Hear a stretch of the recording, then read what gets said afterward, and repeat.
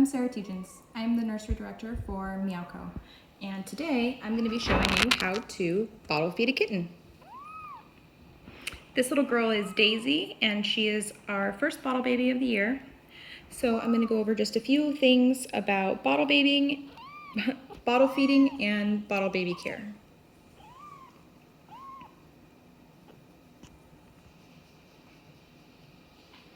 So the first thing that we're going to want to do is take a look over at the kitten.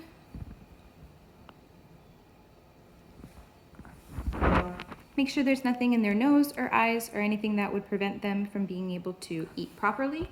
Sometimes when they have a stuffy nose, they don't sense the food and they don't want to eat, so that's something that you want to look for before you even start the process of bottle feeding. I'm going to take a Kleenex tissue and I'm just going to go ahead and stimulate her to urinate. So you're going to go right here to her back end. You're going to take the tissue underneath and gently rub it in a circular motion to stimulate her bladder function, and so they can poop too. Normally, the mama kitten does this for the babies, but when you're dealing with neonatal and orphaned kittens, they don't have a mama to do it, so that's where you come in.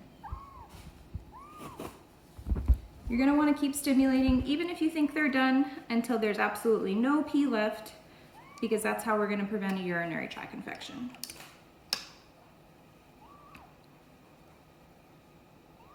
So almost no more pee.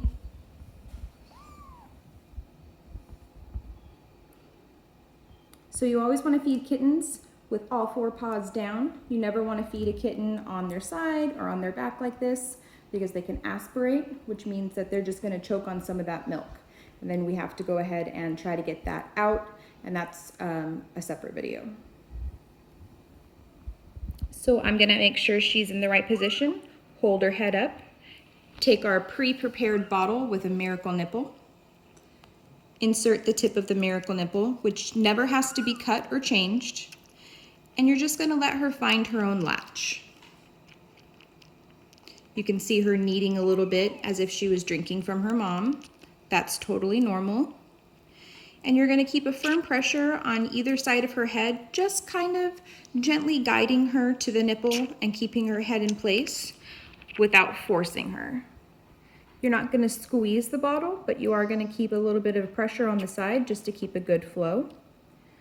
You'll know when your kitten's done because they will usually turn their head to the side, the nipple will come out, or if they're eating too fast, drinking too fast, you'll see little bubbles forming on the side of their mouth or in their nose, and then you know it's time to stop. So she stopped on her own. Her belly's pretty full. So we're just going to give her a few little pats on her back in case there was any air trapped in her lungs from gulping down that bottle. Sometimes they'll burp, sometimes they won't. You just want to help them out a little. The mom will, rough them up, toss them around. Now is also a good time to take your toothbrush and just give them a little stimulation. This is what mama would do after a feeding. She would clean her babies and get them ready to go back to sleep. So you can stimulate that.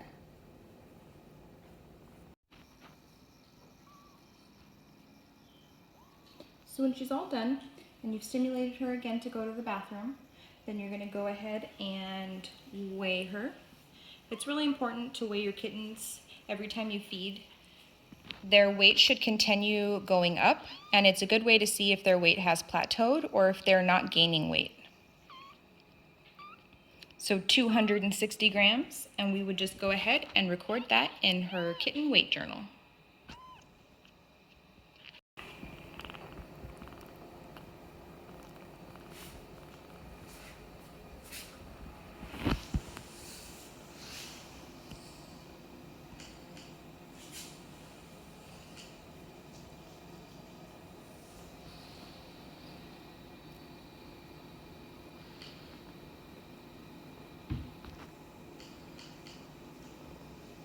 And the last thing you want to do is make sure that you get her back to somewhere safe and warm, preferably in an incubator or her kennel, somewhere where she has a source of heat.